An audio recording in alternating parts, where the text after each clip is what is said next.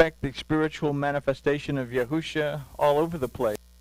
Or do we have Yahusha with us always in that we have the Word? We have the Word here. So the Word of Elohim is always with us to guide us. Takes us back to this idea that we had in Numbers, the tzitzit. Now, we don't all wear tzitzit, but we do, hopefully, don the tzitzit in the morning and the evening to do the Shema, and we hold those tzitzit.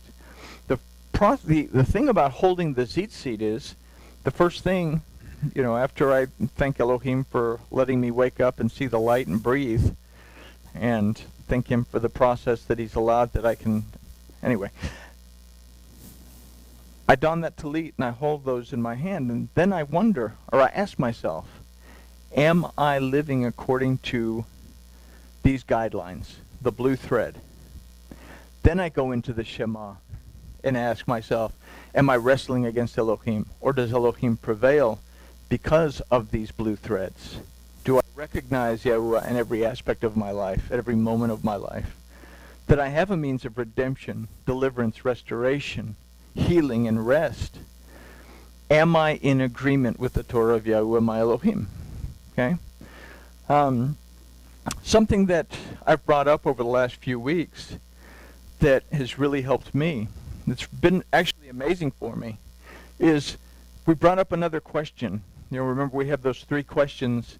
Do I believe that Yahuwah Elohim exists? Okay, yeah, sure, everybody does. Am I aware of the presence of Elohim?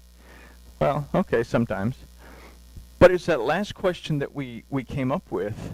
Am I aware that Yahuwah, my Elohim, is aware of me? That's had a great impact. Because I'm probably the only one that has road rage in the room. So I'll start to get ready to fly off the handle at somebody who's driving too slow in the Walmart parking lot. And then I'm reminded by that question, am I aware that Yahuwah, my Elohim, is aware of me? That stops me. Am I aware of his presence? That kind of builds it up.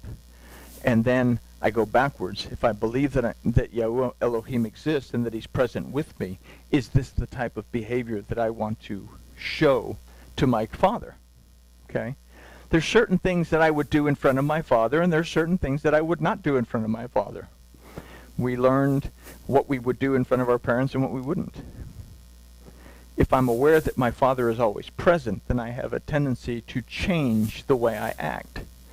And that's been a tremendous help to me.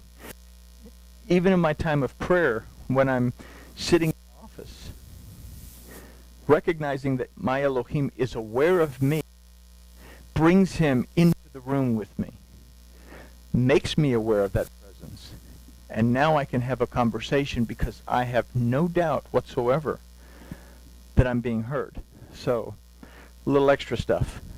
But anyway, verse 10.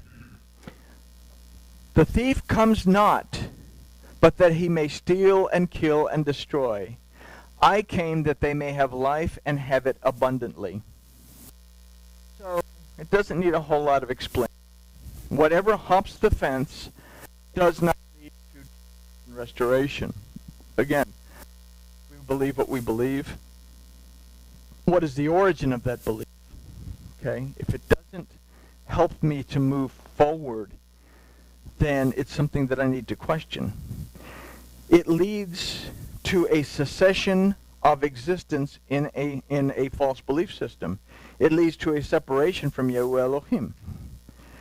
Yahusha came to give life to its fullest, both as the word of Yahuwah and as the vehicle of sacrifice to restore the house of Israel back to a relationship with their Elohim, and by proxy, according to the first chapter of the book of Yochanan, to those who would believe and receive him, to those he gave the authority to be called Bnei Elohim, the children of Elohim. We take that Bnei one step backwards to its root, Bana, that he gave to those who believe him receive, he gave to them the authority to be the restored, the delivered, the redeemed of Yahuwah Elohim. So it's much more than simply this idea of being the children.